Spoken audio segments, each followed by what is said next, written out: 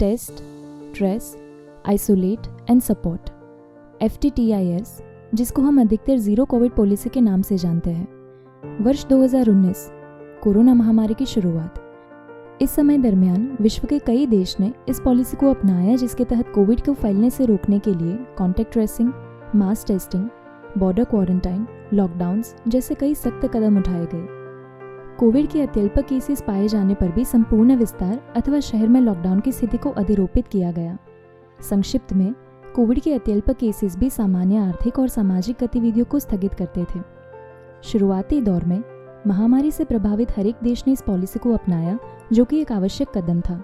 किंतु वर्ष 2021 के अंत से डेल्टा और ओमिक्रॉन वेरिएंट की बढ़ती हुई ट्रांसमिसिबिलिटी को देखते हुए यह बात स्पष्ट होने लगी कि कोरोना की स्थिति अल्पकालिक नहीं है। इस परिस्थिति को देखते हुए लगभग सभी प्रभावित देशों ने कुछ सामान्य प्रिकॉशंस और असरकारक वैक्सीनेशन के सहारे अपनी स्थगित गतिविधियों का पुनः प्रारंभ किया व जीरो कोविड पॉलिसी को क्रमशः नाबूद किया।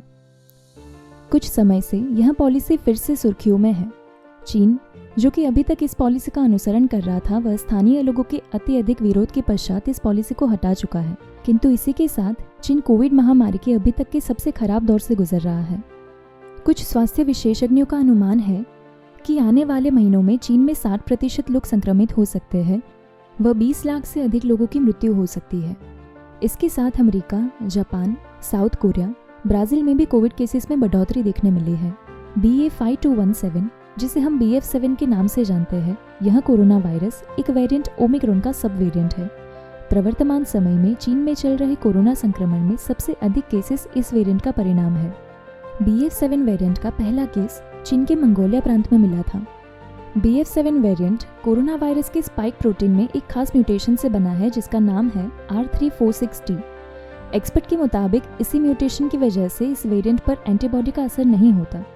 BF.7 की R0 वैल्यू 10 से 18.6 है, यानी इस वेरिएंट से संक्रमित एक व्यक्ति औसतन 10 से 18 लोगों को संक्रमित कर सकता है। WHO के अधिकारियों का मानना है कि ये अब तक के सभी वेरिएंट में सबसे ज़्यादा है। इससे पहले डेल्टा की R0 वैल्यू 6 से 7 और अल्फा की R0 वैल्यू 4 से 5 थी। कोरोना के ओमिक्रॉन वेरिएंट BF.7 के लक्षण भी ओमिक्रॉन के पहले मिले वेरिएंट के लक्षण के जैसे ही है, जैसे बुखार आना, गले में खराश, खांसी और कफ निकलना। यह वेरिएंट इंसान के श्वसन तंत्र के ऊपरी हिस्से को प्रभावित करता है। इसकी वजह से कमज़ोर इम्यून सिस्टम वाले लोगों के लिए यह काफ़ी घातक होता है। क्या यह वेरिएंट भारत के लिए भी इतना ही चिंता का विषय है? यह वेरिएंट एंटीबॉडी को भी पीछे छोड़कर संक्रमित करने में सक्षम है, किंतु फिर भी हमारे पास सबसे सक्षम उपाय टीकाकरण है। बात करें भारत के वैक्सीनेशन की, तो भारत में कोविशील्ड और कोवैक्सिन नामक 2 वैक्सीन सबसे अधिक मात्रा में लोगों को दी गई है। कुछ प्रयोगों के परिणामों को देखा जाए तो यह वैक्सीन चीन में दी गई कोरोनावैक वैक्सीन से अधिक असरकारक है। दूसरा और अति महत्वपूर्ण, नेचुरल इम्यूनिटी। चीन में जीरो कोविड पॉलिसी का अनुसरण शुरुआती दौर में सफल होता हुआ दिखाई दे रहा था। मृत्यु दर व संक्रमण दर भी बाकी देशों की तुलना में काफ़ी कम था।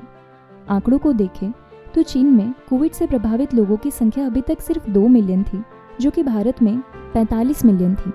लेकिन इसके चलते लोगों में नेचुरल इम्यूनिटी डेवलप नहीं हो पाई। भारत में नेचुरल इम्यूनिटी एक शील्ड की तरह काम करने में कारगर साबित हो सकता है।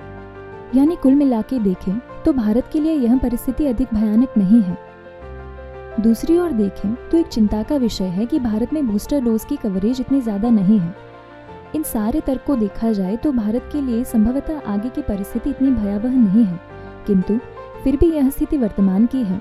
भविष्य की स्थिति के लिए हमें बूस्टर डोज व बेसिक प्रिकॉशंस को साथ रखकर चलना होगा। सलाहकारों के मुताबिक आने वाले 30 दिन भारत के लिए निर्णायक साबित होंगे। देश और दुनिया की ऐसी कई महत्वपूर्ण घटनाओं के साथ बने रहने के लिए हमारे चैनल द स्कॉलर पॉइंट को सब्सक्राइब करें। धन्यवाद।